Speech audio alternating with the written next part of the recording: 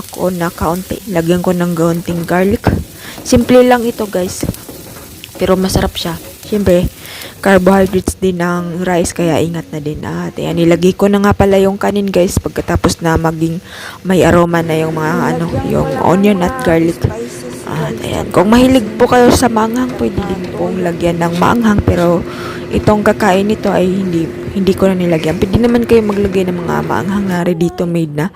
At ilagay na natin yung pinya kasi nahalo ko na pati yung hipon at itlog. Pati na rin yung kasoy maya-maya.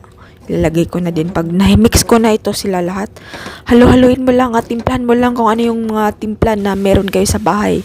Kung mga chili powder, konti, lemon pepper, mga ganyan, cumin powder, yan. Nilagyan ko lang sila ng kaunti at asin at soy sauce. Yun lang. Tikman mo lang kung okay na ba yung lasa. At pwede na. Ito na.